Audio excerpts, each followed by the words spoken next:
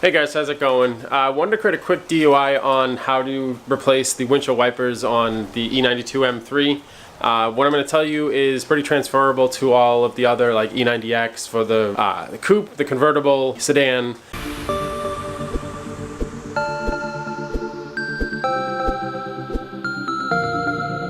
So you can see here that I have a whole bunch of different windshield wipers, and the reason for that is because I purchased these Bosch 17s and 24s from AutoZone because I figured it'd be a whole lot less expensive than the OEM. This is the Bosch on here right now, and if I slide on over to this side of the car, you'll see that the windshield wiper actually hits the weather stripping, and there's a noticeable gap right there.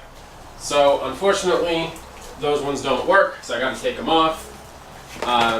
But what's really funny, let me just go ahead and move these boxes out of the way.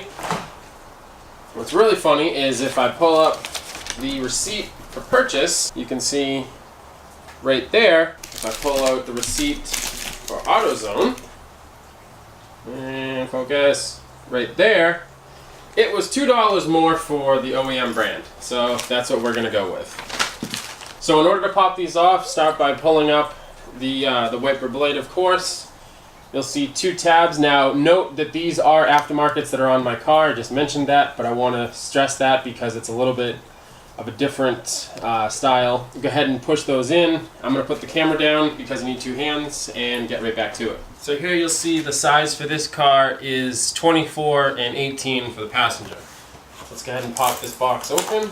Your 24 is going to be on the driver's side, which is what I'm working on right now. So it's just inside this little bit of cardboard, no frills BMW. Just go ahead and pull it on out. So you'll see that there is a hole there, and then there's the two push pins. So all you do is you slide it on like that on an angle, push these two guys in, and voila, they just drop down, and the driver's side is done. Passenger side's no different, same deal. Nice little cardboard insert, and then we have the second one. And you'll see that it fits perfectly and it covers that dirt mark. So these are going to have to go back, but like I said, very simple install. You know, use the OEM ones. It's going to save you, or excuse me, it's going to cost you an extra $2, but at the end of the day, it's exactly what BMW wants you to use. They fit perfectly, and you know, it works out great. So hopefully this was helpful. If you have any questions, definitely leave a comment below. Please like, share, subscribe, and I'll catch you guys in the next video.